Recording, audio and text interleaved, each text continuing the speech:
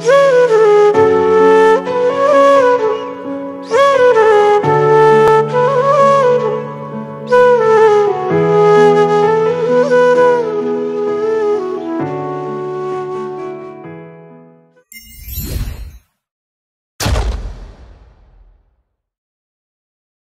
Penawar Bagi Hati.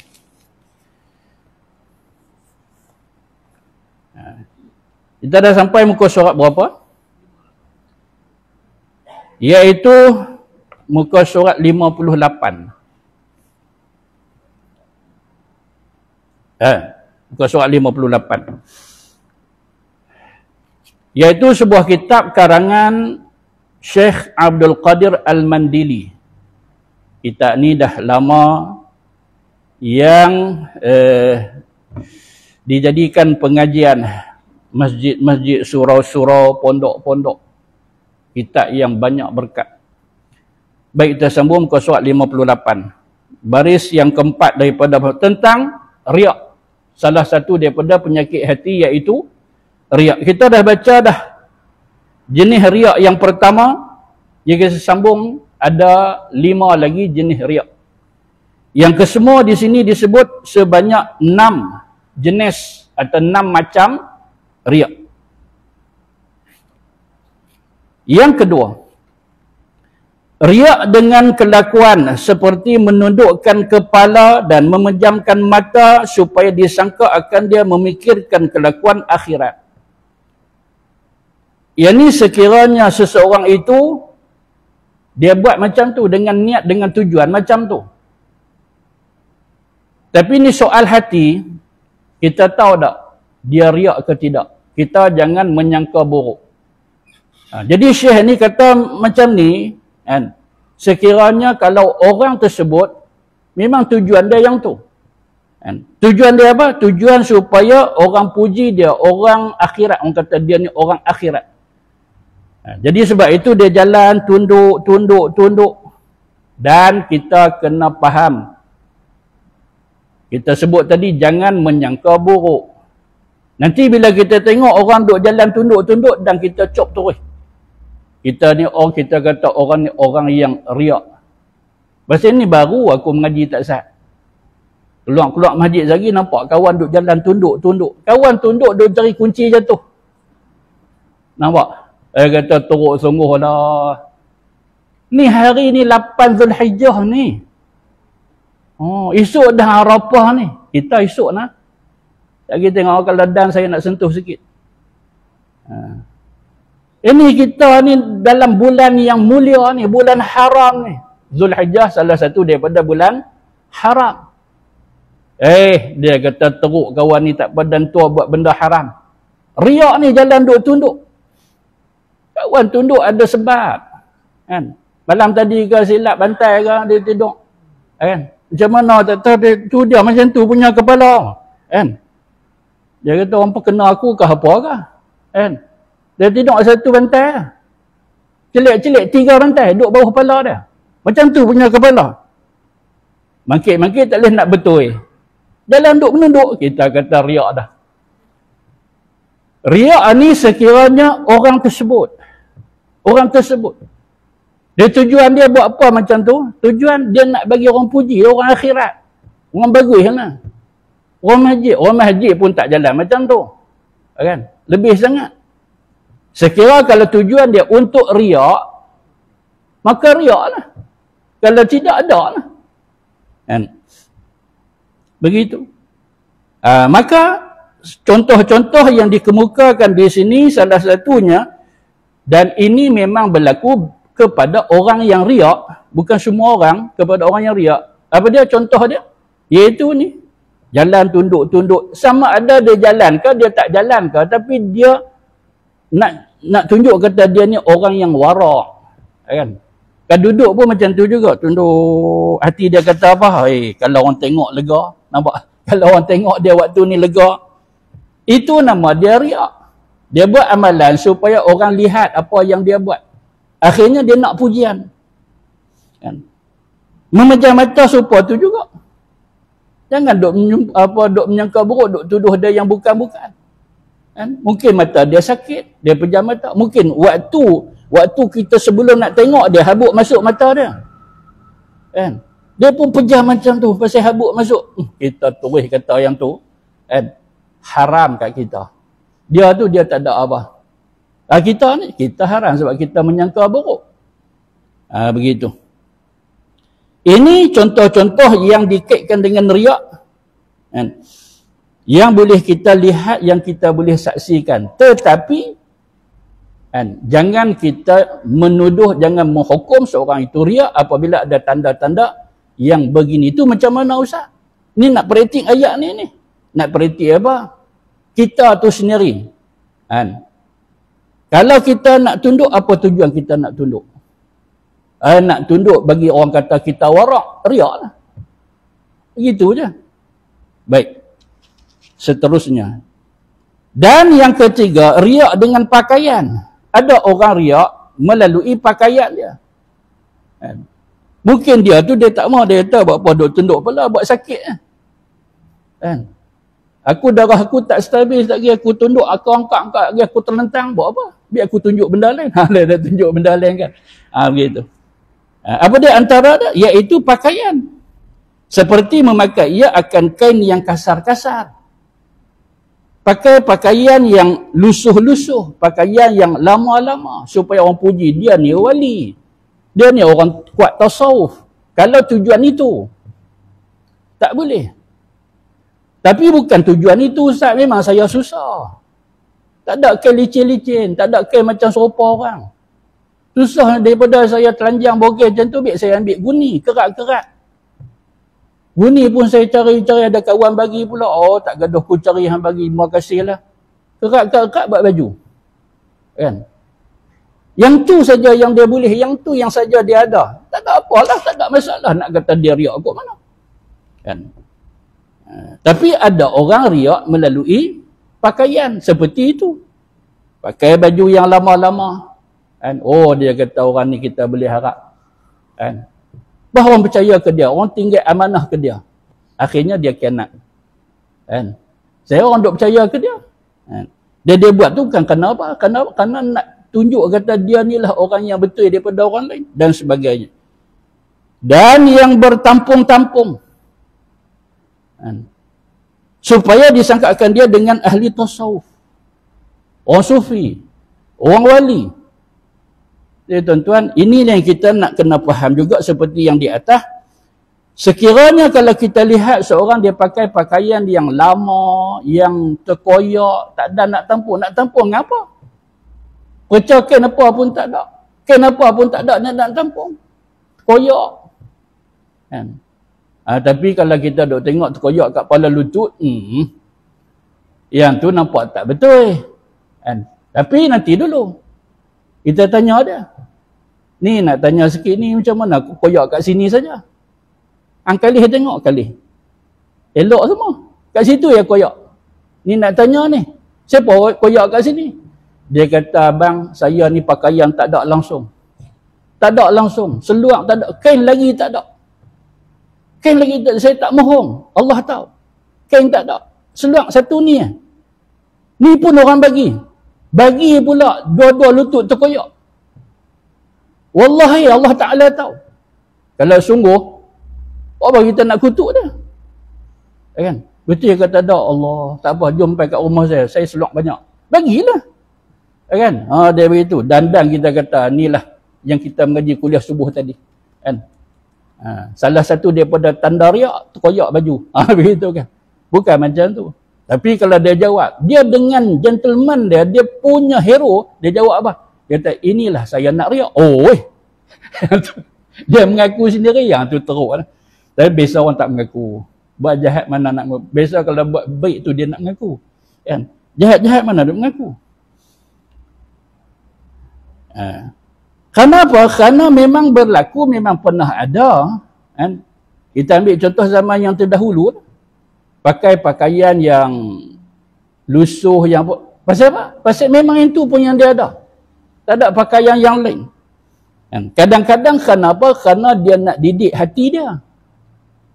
Dia nak didik hati dia supaya tidak angkuh, tidak sombong, tidak ego. Contoh dia siapa dia? Ibrahim bin Adham. Dia satu orang kaya, orang kata dia kerabat raja. Dia tinggal kerajaan. Dia tinggal kerajaan, dia tak mau. Dia kata kat ayah dia ambil. Bagi kat siapa, kat adik saya, kat siapa bagi, saya tak mau. Dia uzlah. Dia hijrah daripada istana kepada rakyat biasa. Dia pakai pakaian yang kasar-kasar, pakai pakaian yang tak elok. Pasal apa? Pasal dia nak didik hati dia, nak buang segala sombong. Yang tu tak apa. Jadi kita pula duk sakit hati pasal apa? Kita kata ni, dia duk dalam muka surat ni. Tak, bukannya tu. Yang nak menghukum seorang itu riak ke tidak siapa? Jangan kita. Allah. Dan memang ada pun orang-orang yang terdahulu, yang warak, yang hebat. Tetapi pakaiannya bercompang-camping, bertampung-tampung. Tak ada masalah apa yang tu. Contoh ada Sayyidina Umar, ada juga pakaian dia yang terkoyak. Dia tampung. Nabi sendiri pun tampung pakaian dia. Apa tuan-tuan? Jadi begitu. Maka jangan kita cepat menghukum. Inilah masalah akhir zaman ni. Dikaitkan dengan zaman fitnah, antaranya yang ni lah. Suka duk melabel-labelkan orang. Label begini sebagainya. Jangan kita termasuk daripada kalangan tersebut. Yang keempat, riak dengan perkataan. Ada juga yang ni. Riak dengan perkataan. Seperti riak orang yang berpidato. Jangan kita sangka buruk, itu pun sama. Jangan kita menuduh, jangan kita menghukum. Tak boleh pakailah pendakwah zaman lah ni. Tak boleh pakai penceramah-penceramah. Waktu ni, tak boleh. Pasal apa? Pasal ni semua mereka ni riak belakang. Hang Tuhan ke? Hang boleh scan hati orang ke? Tak lah, tapi tak usah tapi. Ini punca hati busuk yang berlaku di kalangan kita. Cumanya Syekh Abdul Qadir ni sebut dalam kitab dia, ni antara yang pernah berlaku, yang berlaku ke atas orang yang riak. Dengan pakaian, kalau tidak dengan kedudukan dia, kalau tidak dengan ucapan dia, pidato dan sebagainya. Jadi seorang itu, bila dia baca ayat ni, bila dia baca yang keempat ini, pak kena ke hati dia. Kena ke diri dia. Dia kena ubah lah. Pasal apa? Oh, selama ni aku tujuan itu ini, rupanya aku ni riak. Dia ingat, tak ada apalah, biasalah. Kan? Alah, seakan nak tunjuk-tunjuk orang, tak boleh. Itu nama dia riak. Tapi kalau kuliah dia, kalau ceramah dia mantap, petah, hebat, satu pun tak jatuh. Kuliah-kuliah ni orang rakam boleh buat kaset dah. Zaman dulu gaduh duk buat kaset lah. Kan? Buat CD ke VCD sebagainya. Damai beralih zaman ni, tak ada lah. Kan? Dia jadi ikut lain. Orang nak tengok dalam video-video tertentu, YouTube dan sebagainya. Baik. Jadi antara yang kata riak itu adalah melalui pidato ni. Ulama-ulama ni pekaji. Dia buat siasatan. Inilah yang terjadi. Pecahan kepada riak ada berapa. Mereka teliti pengalaman mereka, tengok sahabat-sahabat kena kat hati mereka. Mereka nak rawatkan hati mereka, mereka kulang kitab. Sambil mereka istighfar, ya Allah, ni penyakit ada kat aku, ya Allah. Biasanya begitu. Dan kita tidak kata bahawasanya Abdul Qadir salah seorang. Yang kita sebut tidak, kita tak kata begitu. Tapi biasa-biasa itulah pengalaman mereka. Ataupun pengalaman sahabat mereka. Ya Syekh, ni saya ni ada masalah begini. Oh, ni salah satu yang aku boleh tak kat tajuk ni. Begitu. Maka yang keempat ini, riak melalui pidato. Kalau dia cakap-cakap sembang-sembang biasa dengan kawan dia, tidak majlis yang kita kata rasmi, cuba hang dengar. Cuba hang dengar dia sembang macam mana. Merapu-rapu. Tapi bila rasmi majlis ramai orang dok tonton, lain pula. Orang yang ikhlas ni, yang bukan riak, yang ikhlas ni, sendiri dia ke? Tak ramai ke? Ramai ke? Serupa tu lah. Serupa tu. Kadang-kadang dia nak menunjuk ni nama dia riak. Bahasa Arab, bahasa kita ni menunjuk-nunjuk lah. Senang kita nak faham. Kalau seorang-seorang dia tak ada apa. Cakap pun lok-lak dengan kawan-kawan dia kata kita kawan. Kan? Tak ada berlapik kita kawan. Kalau nak cakap berlapik dengan siapa pun kita berlapik. Hormat kawan kita. Walaupun dia tu seorang. Duk tunggu ramai baru kita nak hormat. Pasal apa? Ini termasuk daripada jenis riak melalui perkataan. Dan memberi nasihat. Nak tegur, nak bagi tip tertentu. Nak bagi kafiat yang tertentu. Kadang-kadang kan, orang-orang yang riak itu kita tak kata kat siapa. Kan? Kadang-kadang berlaku ketika itu. Kan? Kalau biasa-biasa tak. Bila orang tonton, orang tengok, bila waktu-waktu yang tertentu itu, aku tahu dah, tak apa. Cuma kalau dah rapat dengan dia, hampir jumpa. Hampir jumpa, hang sembang dengan dia. Hang panggil syekh-syekh, hang panggil ustaz-ustaz lah. Hang panggil nama lah. Ni, ana tengok anta ni, tak sopa yang sebenar. Nampak kan? Ini tugas kita sebagai sahabat. Sahabat tak betul kita tegur. Kita nasihat, tapi nasihat kita mestilah kena berhikmah. Berhemah satu, berhikmah. Sembang elok-elok dengan dia. Sedia pun ada hati, ada perasaan. Walaupun dia jahat, tapi ada hati, ada perasaan. Kan? Seperti mana Fir'aun jahat tak? Jahat. Fir'aun siapa kata baik, jahat. Tapi dia ada perasaan, ada perasaan. Sebab tu Allah Ta'ala kata dekat Nabi Musa dengan Harun apa dia? Izhaba ila Fir'aun. Kan? Apa lagi Allah Ta'ala sambung? Faqula lahu qawlan layyinan. Hampa berdua ni cakap dengan Fir'aun qawlan layyinan, dengan bahasa, dengan perkataan yang lembut. Lembut apa lagi? Karuk dia ni jahat, mengaku Tuhan lagi. Allah suruh kasar tak? Tak. Allah suruh bercakap dengan lemah lembut. Jadi sembang elok-elok dengan kawan kita ni, sahabat. Nampak lain macam kan? Kalau majlis tertentu nampak macam menangis lah, nampak sebab lah, mata kuih nak merah dan apalah. Cakap pun mulut duk ketak-ketak. Kan? Ana tahu, ana tengok, ana tonton. Tapi dengan kita-kita, dengan kawan-kawan rapat kita, tak macam tu. Sembang tu lepas-lepas sembang. Tak ada nak sebab, tak ada nak sedih apa semua. Tapi bila orang rakam anta buat sedih. Anta riak ke? Kalau kita rapat boleh sembang macam tu, sembang. Kan? Pasal kita tak mahu nak masuk syurga seorang. Boleh kita nak masuk ke semua sekali. Kan? Nampak tak betul kita tegur. Man ra'a minkum munkaran falyughayyirhu. Sambung. Biyadihi walisanihi sebagainya. Baik. Maka antara yang berlaku pada perkataan ini sama ada pidato ke kuliah ke ceramah bagi nasihat. Dengan Quran, dengan hadis, dia omai ayat Quran, dia omai hadis. Punya sedap irama dia, lengguk dia dan sebagainya. Saja-saja tak macam tu. Bila ramai-ramai, dia jadi ikut lain pula. Kita tak tuduh. Dia sendiri, tuan tubuh tu sendiri. Sekiranya kalau dia nak menunjuk, riak. Kita tak tahu apa tu macam mana Ustaz. Kita nak dengar dak kuliah dia. Kita nak dengar dak nasihat dia. Dengarlah kuliah dia, dengarlah nasihat dia. Hati dia mana kita nak tahu. Kita serah kepada Allah. Sekiranya kalau kita ikhlas nak mengaji, kita dapat pahala. Sekiranya kalau dia tidak ikhlas nak mengajak, dia tak dapat pahala. Itu je. Jangan duk kata orang yang bagi ceramah, pidato, kuliah sebagainya pahala banyak. Yang mana duk ngaji ni pahala tak apa banyak ke? Tak ada langsung. Jangan kata macam tu. Dan perkataan salah dia petik daripada Imam Syafi'i, dia petik daripada imam-imam kalangan 300 Hijrah, imam-imam mazhab 4 dan sebagainya. Junaid Al-Baghdadi pesan apa? Begitu kan. Bukan main lagi.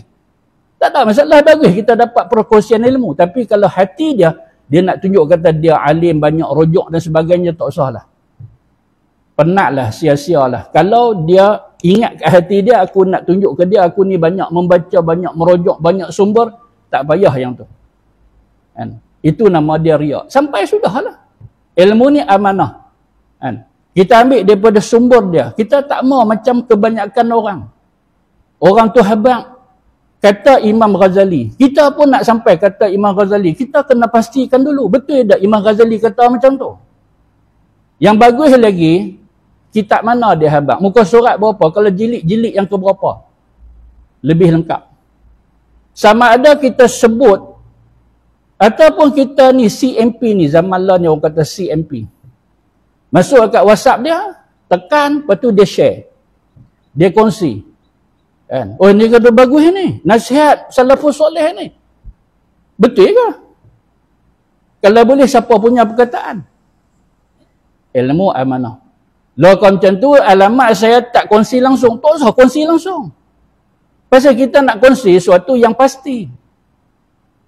Tak jadi kebanyakan orang. Kan? Yang banyak duk berlaku ni, dia sedap kongsi je. Hantar macam peluru masuk. Oh, pasyak.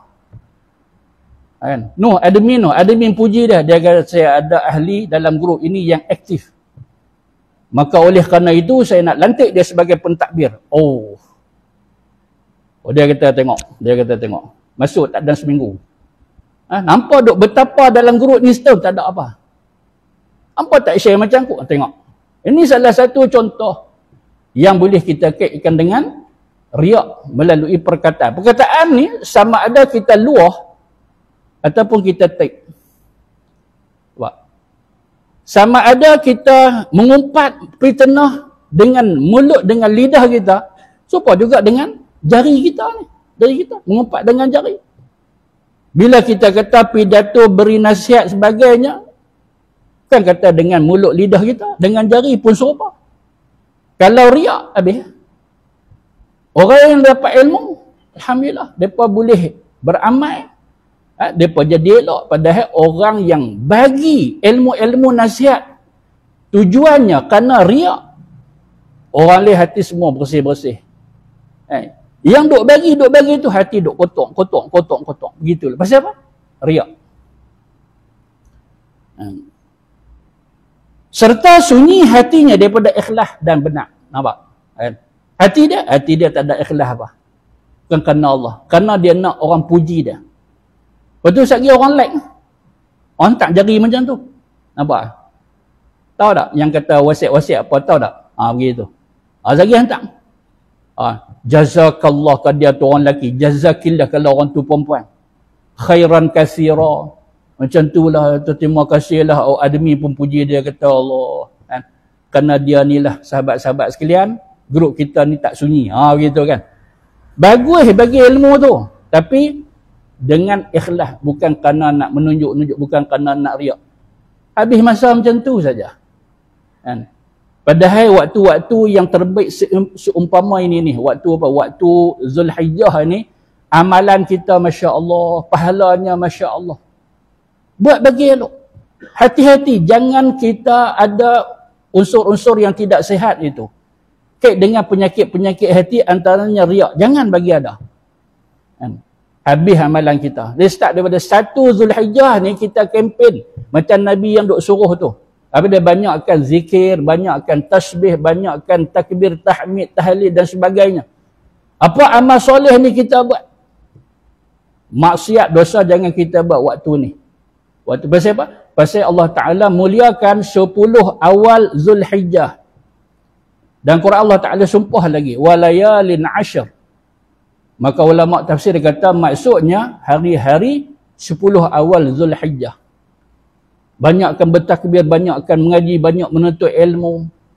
Semua kita nak apa dia? Ikhlas. Satu daripada jenis-jenis penyakit hati jangan bagi ada. Antaranya iaitu riak. Dan seperti menggerakkan bibir dengan zikrullah di hadapan orang lain. Seorang-seorang tak ada gerak apa? Lena. Tidur. Awak ni hang tidur lagi. Dia tak ada siapa. Mana boleh tak ada siapa, hang cuba celik. Tu dia punya ramai. Ni siapa? Dia pun nak tengok hang wirid. Dandan makit-makit wirid tu. Yang tu teruk tu aku tak tahu lah. Manusia ni negeri mana tak tahu. Kan? Tak adalah saya buat contoh begitu je. Teruk. Kan? Kalau begitulah yang berlaku. Pasal apa? Pasal buat apa dia kata nak wirid apa? Siapa pun tak ada. Kita ni kat mana pun kita ada Allah. Sebutlah Allah Ta'ala selalu. Ingatlah Allah Ta'ala selalu. Duk sebut, duk ingat masa orang ramai. Masa orang ada. Kan? Inilah yang Nabi Musa pernah tanya kepada Allah. Kan? Yang ianya ada dalam tafsir Imam At-Tabari. Mensyarahkan ayat-ayat Suratul Kahfi. Ada riwayat ini. Nabi Musa tanya kepada dia, Ya Allah, siapakah kalangan hamba-Mu yang paling kamu sayang? Allah jawab, iaitu mereka-mereka yang selalu ingat aku, yang tak pernah lupakan aku. Ingat Allah kat hati dan ingat Allah Ta'ala pada mulut lidah mereka. Ikhlas, bukan riak, bukan sebagainya. Inilah hamba yang aku sayang. Allah Ta'ala jawab kat Nabi Musa. Jadi kita nak begitu. Kan? Biar Allah Ta'ala sayang kat kita. Dan Allah Ta'ala betul sayang apabila kita ikhlas benar pada sebutan kita. Bukan nak menunjuk-nunjuk. Waktu ramai orang kita nak sebutlah. Berzikir. Padahal mulut dia ni orang tak dengar. Kan? Orang duk tengok dia kata mesti orang tengok punya bibir aku. Kan? Padahal dia duk menyanyi. Dia duk menyanyi. Orang tak dengar. Kan? Ada menyanyi apa? Negaraku je. Negara. Tapi dia tak bunyi suara. Orang duk tengok bibir lah. Bagus kawan kita ni. Mesti baca mak surat. Baca mak surat. Kan? Padahal Hindustan dia menyanyi. Kan? Orang tak dengar. Dia kata lantak habis. Orang nak teka apa? Kan? Mesti orang teka yang baik-baik punya. Takkan orang nak kutuk aku. Kan? Nampak kan? Geraklah bibir dia gerak. Ataupun dia kata apa? Sedap. Dia sebut macam tu. Dia sembang macam tu. Dia kata hari-hari aku pun kenal dia faham. Tapi dia tak bunyi suara. Kan? Orang duk tengok mulut dia duk bergerak-gerak kata ni mesti. Kan? Dia bertasbih ni sebab apa Ustaz Habak hari tu ni. Antara amalan kita patut buat ketika ini. Bukan kata ketika Zulhijjah sahaja. Kan? Bukan ketika Zulhijjah sahaja. Tapi hadis itu umum. Bila Nabi galakkan kita banyak bertasbih, bertahmid, bertakbir, kan? Sesuai pula pada masa ini, maka dia pun buat. Maka dia buat. Orang duk sangka yang tu. Padahalnya tidak. Kan? Dia sembang kok lain pun semua. Dapat apa ke dia? Tak dapat apa lah. Kan? Kalau dia bertasbih, bertakbir, bertahmid sekalipun, tujuan dia nak menunjuk, nak riak, dapat tak? Tak dapat. Apatah lagi kalau dia bercakap yang merapu-merapu, lagi dia tak dapat. Padahal kalau dia ikhlas kepada Allah Ta'ala, kelebihan dia cukup hebat ni tuan-tuan. Dan banyak perkongsian yang kita boleh sebut di sini. Salah satu yang Nabi habaq kepada Fakhitah. Fakhitah ni siapa dia? Kakak kepada Sayyidina Ali. Radiyallahu anhuma. Fakhitah. Fakhitah ni pernah kata ke Nabi, Ya Rasulullah, saya dah berumur, saya dah tua, badan saya pun tak apa sihat. Ni saya tak boleh nak bergerak bebas seperti mana biasa. Boleh tak bagi amalan saya nak amai dalam waktu yang sekarang ini. Dalam keadaan tak boleh nak bergerak banyak, asyik duduk yang banyak. Maka Nabi kata, hendaklah kamu bertakbir 100 kali, bertasbih 100 kali. Hendaklah kamu bertahmid 100 kali. Dalam riwayat yang lain, banyak perawi yang meriwayatkan hadis ini. Umum matan dia agak berbeza antara satu sama lain. Dalam riwayat yang lain, maka Nabi hurai kelebihan-kelebihan tersebut. Apabila kamu bertasbih 100 kali, maka ganjaran kamu seperti kamu membebaskan 100 hamba. Tasbih 100 kali. Tasbih ni bunyi macam mana? Subhanallah. Tapi jangan kurang, jangan lebih lah, sebab kita nak dapat kelebihan tu. Hadis ini dihasankan oleh Imam Al-Munziri, dihasankan oleh Imam Al-Haythami dalam Majmu' Zawaid. Nabi kata, kalau kamu bertasbih, sabbihillah mi'ata marrah, bertasbih 100 kali. Kelebihan dia, iaitu seperti kamu membebaskan 100 hamba. Satu hamba tawanan ni pun, kita bebas, oh pahala besar. Kita terkurung, kita terpenjara, dipenjara. Pas satu orang bebaskan kita, seronok tak? Oh, seronok. Ya Allah, boleh tengok dunia luar. Kalau dia duduk dalam sangkak, dalam tembok dan sebagainya, tak tahu apa berlaku kat luar. Orang bebaskan kita. Baru seorang yang kita gembirakan. Kalau 100 orang, bayangkan pahala banyak mana kita dapat. Padahal yang kita nak buatkan teruk pun. Tak gaduh nak berlari. Ni saya nak tasbih, nak kena lompat ke? Tak. Saya nak tasbih 100 kali, nak kena manjat ke? Tak. Sambil duduk kita boleh tasbih. Kalau kamu bertahmid 100 kali, wahai fakhitah, maka pahala kamu seperti kamu menyediakan 100 ekor unta fi sabilillah. Orang nak masuk jihad, kita tak payah hampa duk susah hati. Susah hatilah, nak perang dah ni. Kuda tak ada. Kuda saya ada, tapi tak apa sihat. Ni macam mana nak masuk perang? Oh, tak usah susah hati. Saya bagi 100 kuda. Oh. Kita tak bantu banyak, bantu sikit saja pahala besar. Ni nak masuk perang, duit tak apa cukup. Saya tak banyak duit lah, ada RM1 je. RM1 lebih bermakna daripada 1 juta kata ikhlas. Ya kan? Ni ada pun. Ikhlas tak? Ikhlas. Kalau RM1 pun tak ikhlas. Itu lagi teruk apa yang nak dapat. RM1 pun tak ikhlas. Kan? Oh, dia kata saya banyak ni. Kalau saya banyak, saya bagi banyak. Tapi apakan daya. Kan? Boleh tak? Jangan kita tolak. Pasal apa? Pasal ikhlas. Allah Ta'ala memang terima. Pasal apa? Allah Ta'ala terima. Kita nak tolak. Dan yang ni pun untuk kita. Dan waktu ni, saat ni, kan, dah ulama kata baguslah kalau kita boleh amal. Apa dia? Iaitu tadi kita buat juga tasbih 100 kali, tahmid 100 kali, takbir 100 kali. Nabi kata, wahai Ummu Hani, kalau kamu takbir, maksudnya tiap-tiap hari. Oh Ustaz, kalau saya buat hari ni kira tahun depan tak gaduh lah. Jadikan amalan. Kan? Mari buat dah, hari ni buat, esok buat lagi. Tak payah pun sembang boleh. Sembang boleh. Tengok Facebook. Ada Facebook ke? Tak lah. Anak punya pun dia selak tengok. Tak usah lah. Apa duk sibuk sangat? Baca WhatsApp semua. Daripada duk buat benda yang macam tu, lebih baik kita bertasbih, bertahmid, bertakbir. Apatah saat-saat yang mulia ini. Nabi kata, wahai Ummu Hani, kamu bertakbir 100 kali, maka ganjarannya seperti kamu sedekahkan 100 ekor unta kepada fakir miskin. Ni ulama syarah kepada hadis itu. Nabi tak sebut fakir miskin. Kan? Seperti kamu menyembelih 100 ekor unta. Kan? Dalam syarah tu ulama kata dihadiahkan, disedekahkan kepada fakir miskin. Bayangkan kalau sekok unta, berapa orang makan? Sekok unta. Unta besar mana? Nanti dulu. Unta tu apa? Mana nak beritahu dia tak kenal unta? Unta tu apa? Payah soalan ni. Unta pula.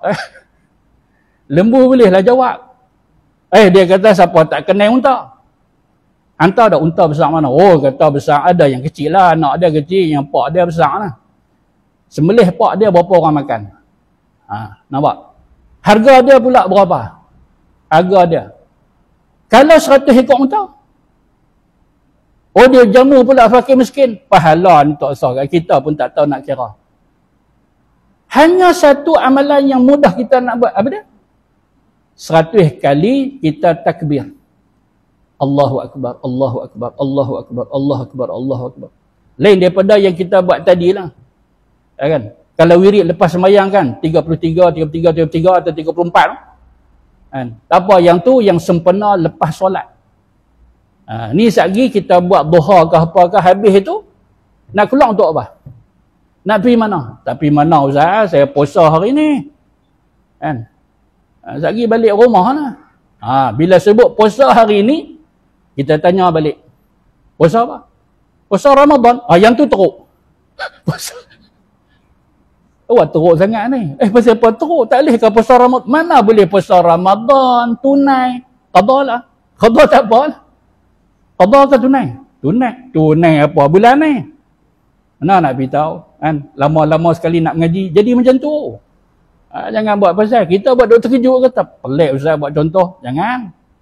Kita duk mengaji selalu insya-Allah. Yang tak apa mengaji ni. Kan? Jadi puasa apa hari ni? Puasa sunat tarwiyah ustaz. Jaga. Kan? Tarwiyah memang ada. Kita nak faham itu. Tarwiyah memang ada. Hari di mana jamaah haji bersedia untuk ke Arafah. Cari bekalan khususnya air. Kedululah lah ni senang, tak ada masalah. Kan? Kawan-kawan duk tunjuk kemah cantik. Kan? Apa tu kat luar sana kalau Arafah dulu macam mana, Arafah lah macam mana. Pokok banyak dah kat luar. Dalam kemah ada aircon. Oh. Dulu mengipas macam tu. Tak apalah. Perubahan kan. Menyebabkan kita jadi selesa, kita seronok dan tak apa macam tu. Kan? Jadi inilah yang kita sebut apa dia, supaya apa? Supaya bila kita buat amalan ni, amalan yang betul-betul yang Allah Ta'ala mahu. Betul-betul yang Allah Ta'ala suruh kita buat. Bila kita bertakbir 100 kali, apa kelebihan kita dah sebut. Oh, dia kata saya hari ni ustaz tak pergi mana sebab apa? Sebab tapi satgi saya nak buatlah macam ustaz kata tasbih, tahmid, takbir. Kan? Saya nak buat yang tu insya-Allah. Nak pergi mana pun saya puasa. Kita tanya, puasa apa? Dia kata puasa tarwiyah. Puasa tarwiyah ni sebenarnya tidak ada. Tidak ada. Tapi depa duk hantar dalam grup WhatsApp ni. Hantar. Dia kata apa? 1 sampai 7 niat dia macam ni. Hari yang ke-8 hari ni, hari yang ke-8. Pasal esok kita 9. Kan? Ni hari yang ke-8. Maka niat saja aku puasa sunat tarwiyah. Maka ulama kata tidak sah dengan niat itu. Lepas hari ni niat macam mana? Niat puasa Zulhijjah jugalah. Sebab apa? Sebab hadis-hadis berkaitan dengan tarwiyah itu adalah palsu. Tak ada masa saya nak baca. Kan? Tak ada masa saya nak baca hadis-hadis palsu. Berkaitan dengan puasa sunat tarwiyah. Esok ustaz. Kan esok Arafah. Esok Arafah hari ini niat puasa kita semua sama. Daripada 1 sampai 8. Kan? Adapun esok, niatlah puasa Arafah. Itu je. Dan hadisnya adalah sahih. Orang tak bertikai esok. Lah ustaz, hari ni saya niat puasa Arafah ustaz. Kan? Ni subuh ni ustaz. Subuh ni kan? Dah sana Arafah. Saya pun duk tengok sekali depa ukuh pukul berapa saya naik ejah waktu ni. Ni semua duk berlaku sampai kelak. Kan? Ulama dah sembang lama dah bab ni. Kan? Jadi Mekah depa dulu sehari tak apalah. Kita kemudian sehari kita lah. Kan? Arafah hari yang ke berapa? 9. Kan? Kita hari ni hari yang ke berapa? 8. Bukan 9 lagi. Bila kita 9, esok. Maka esok Arafah kita. Esok Arafah kita. Lah ustaz, esok depa raya. Depa lah. Nampak tuan-tuan? Jadi celaru macam tu. Dulu macam tu, tahun lepas macam tu. Ni pun nak tiru juga tahun lepas. Ya. Jadi depa hari ni, depa duduk di Arafah, depa tak puasa. Depa kalau puasa makruh pasal depa tak boleh nak puasa, depa kerja banyak. Kita yang tak buat kerja haji puasa lah. Tapi bukan puasa hari ni, niat Arafah esok. Hari ni niat biasa lah. Anak qadha pun tak apa, niat qadha. Kan? Hari ni dia niat qadha. Kan? Ustaz, saya dah niat tarwiyah. Kan? Tak apa, tak ada masalah apa. Pasal apa? Pasal puasa sunat ni boleh niat lah ni kan. Tadi kita kata tak kena. Pasal apa? Niat tu tak betul. Lah, kita tak makan lagi. Memang kita puasa, kita tak makan lagi. Tak makan, tak minum. Maka kita pasang niat lah ni, niat puasa Zulhijjah. Sebab apa? Sebab hadis-hadis berkaitan dengan tarwiyah itu semuanya adalah hadis-hadis yang palsu.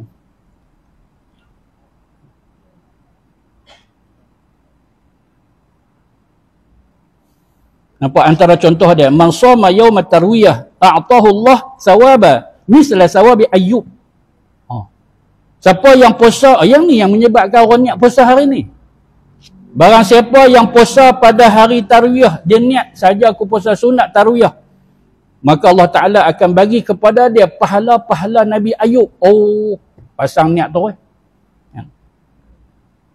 Sedangkan hadis ini adalah palsu. Disebut oleh Imam Az-Zahabi bahawasanya riwayat ini adalah palsu. Banyak lagi ni. Banyak. Saya tak ada nak baca ke semua. Tak payah. Cuma kita dah terang dah bahawasanya hari ini juga dengan niat puasa Zulhijjah. Esok saja kita niat dengan niat puasa Arafah. Dan esok pukul apa Ustaz? Saya nak doa ni. Pukul apa? Wahbah Zuhaili, Profesor Dr. Wahbah Zuhaili, dia kata sepanjang hari Arafah doa mustajab. Sepanjang hari doa mustajab. Duk tunggu pula. Tak masuk lagi ni. Tak masuk waktu doa. Ini pun masalah sungguh. Kan? Mudahnya Islam kita kalau faham. Kalau tak faham, itulah yang berlaku. Kan? Tak apa? Rehat lu, rehat. Mungkin terlepas. Habis dah. Tak ada nak doa. Sepanjang hari Arafah itu doa mustajab. Saat pada subuh esok, kan? Maka kita doa lah. Tapi nantilah, waktu makan lah, waktu tandah lah, waktu semayang, waktu tu pun kalau nak doa macam mana? Kan? Habis yang biasa kita doa buat tu, kita doa lah. Doa, zikir sepanjang hari itu. InsyaAllah doa mustajab ketika itu. Kan? Dan bermula subuh esok, iaitu hari kita, hari yang ke-9, subuh esok, maka disunatkan kita takbir yang nama dia takbir muqayyad. Kan? Saat pada lepas subuh lagi zuhur tu, asar tu, sampai hari terakhir tasyriq. Kan? Takbir raya yang nama dia takbir muqayyad. Maka ulama kata muqayyad ni apa dia? Yang kait dengan semayang. Semayang apa? Semayang sunat segalanya, semayang fardu segalanya, termasuk semayang jenazah. Dalam tempoh hari raya, 3 hari tasyrik, 4 hari itu, ada jenazah, semayang jenazah, habis itu takbir. Kan? Duduk berdiri tu. Seorang saja tak berdiri. Kawan yang tidur tu. Dia berdiri juga, kita pun cabut. Sebelum nak angkat pergi masuk dalam kubur ni, kita nak simpan dia, takbir raya dulu. Allahu Akbar. Buat tak? Takut tak buat. Ustaz tak boleh, saya tak gamak Ustaz, lagi dia sedih. Dia sedih apa? Kan? Yang ni yang ulama sebut. Kan? Takbir muqayyad, dia mengiringi segala sembahyang. Kan? Adalah yang menyatakan bahawasanya hanya sembahyang fardu saja. Ada riwayat tu. Masuk daripada perkataan ulama. Ada yang kata tak kira sunat. Kita ambil yang tu. Sunat ke? Fardu ke? Fardu kifayah ke? Sembahyang jenazah fardu kifayah, kan? Kalau sunat wudu ke? Sunat duha ke? Habis sembahyang duha, Allahu Akbar, Allahu Akbar. Sunat qabliyah, sunat ba'diyah. Tapi jangan kontrol lah suara kita. Kontrol suara kita. Buat pelan-pelan. Allahu Akbar, Allahu Akbar. La ilaha illallah. Sekarang ini takbirnya nama takbir mutlak. Takbir raya ni. Dia sebut kat satu tempat, dia kata, "La Ustaz, lah ni boleh kata takbir raya? Dia tak raya lagi." Takbir adalah kita disunatkan bertakbir. Banyak-banyak nak sebut Allahu Akbar, Allahu Akbar, Allahu Akbar. Ataupun buat takbir raya. Kan? Orang Arab dia tak ada mendayu macam kita. Dia buat Allahu Akbar, Allahu Akbar, Allahu Akbar. Walillahil ham. Kita ni sedia ada sapu tangan habuan nak lak. Kan? Tak jadi sedih. Takbir mereka tak sedih. Macam askar berkawan. Allahu Akbar, Allahu Akbar. Ramai-ramai kan. Kita ni tarik-tarik mula-mula dah. Kau ingat lah siapa yang meninggal baru-baru ni. Kan? Oh sedih dia kata takbir kita ni. Sungguh. Tarik panjang-panjang. Kan? Takbir raya ni lah ni dah boleh. Kan? Takbir lah. Dengan nada yang perlahan. Orang perempuan lagi nak kontrol suara. Kalau tak ada siapa, mereka saja, silalah. Kan? Kalau ada ajnabi jangan. Kan? Begitu. Pasal apa? Suara terbatas. Kan? Melainkan hanya didengari mahram dia dengan kaum yang sejenis dengan mereka. InsyaAllah, saya rasa setakat itu sahaja. Kat mana kita tadi? Riak dengan pekerjaan. Belum lagi. Yang kelima belum lagi. InsyaAllah saya rasa setakat itu saja. Nanti kita sambung muka surat 59. Baris yang ketiga. InsyaAllah. Baris yang ketiga daripada atas. Wallahu ta'ala a'lam. Baiklah. Yang benar itu daripada Allah Subhanahu wa ta'ala. Silap kurang kelemahan saya kita tangguh dengan tasbih kafarah. Bismillahilladzi la yadurru ma'asmi